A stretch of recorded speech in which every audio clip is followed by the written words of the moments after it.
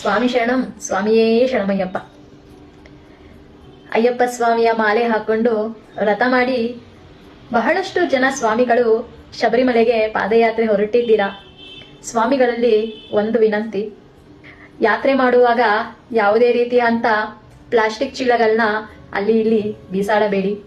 ಹಾಗೆ ಅಲ್ಲಿ ಇಲ್ಲಿ ದಯವಿಟ್ಟು ಮೂತ್ರ ವಿಸರ್ಜನೆ ಮಾಡಬೇಡಿ ಹಾಗೂ ಹೂಗಳನ್ನು ಉಗಿಯಬೇಡಿ. ಯಾಕಂದರೆ ಬೇರೆ ಸ್ವಾಮಿಗಳಿಗೂ ಅದು ತೊಂದರೆಯಾಗುತ್ತದೆ. ಹಾಗೆ ನೀವು ಅಲ್ಲಿ ಸ್ವಚ್ಛ ಮಾಡುವವರ ಬಗ್ಗೆ ಸಹ ಯೋಚನೆ ಮಾಡಬೇಕಾಗುತ್ತದೆ. ಹಾಗೆ ಪಂಬದಲ್ಲಿ ಸ್ನಾನ ಮಾಡಿದ ಮೇಲೆ ಬಹಳಷ್ಟು ಸ್ವಾಮಿಗಳು ತಮ್ಮ ವಸ್ತ್ರಗಳನ್ನ ಅಲ್ಲೇ ಬಿಟ್ಟು ಬರ್ತಾರೆ.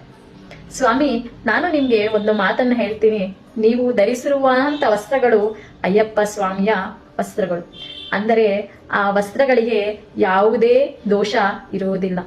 ಅಂತ ಪವಿತ್ರವಾದ ಬಟ್ಟೆಗಳನ್ನ ನೀವು ಆ ವಸ್ತ್ರಗಳನ್ನ ನದಿಯಲ್ಲಿ ಬಿಟ್ಟು ಬರುವುದು ಯಾವ ರೀತಿ ನ್ಯಾಯ ಅಂತ ನೀವೇ ಹೇಳಿ. ಪ್ರತಿಯೊಂದು ತೀರ್ಥಕ್ಷೇತ್ರಕ್ಕೂ ಹೋದಾಗ ನಮ್ಮ ಬಟ್ಟೆಗಳನ್ನ ಬಿಡುವಂತಹ ಪದ್ಧತಿ ಬಹಳಷ್ಟು ಜನ ರೂಢಿ ಮಾಡ್ಕೊಂಡ್ ಬಂದಿದ್ದಾರೆ. ಆದರೆ ಅಯ್ಯಪ್ಪ ಸ್ವಾಮಿ ವ್ರತ ಮಾಡಿರುವಂತಹ ವಸ್ತ್ರಗಳನ್ನ ಬಿಟ್ಟು ಬರುವುದು ತಪ್ಪಾದದ್ದು. ಯಾಕಂದ್ರೆ ನೀವು ವ್ರತ ಮಾಡಿರುವಂತ ಶಕ್ತಿ ಆ ಬಟ್ಟೆಯಲ್ಲೂ ಸಹ ಇರುತ್ತದೆ. ಹಾಗಾಗಿ ಆ ವಸ್ತ್ರಗಳನ್ನ ನೀವು ನೀರಲ್ಲಿ ಬಿಡುವುದಕ್ಕಿಂತ ಆ ಬಟ್ಟೆಗಳನ್ನ ನೀವು ಮರು ಉಪಯೋಗಿಸಬಹುದು.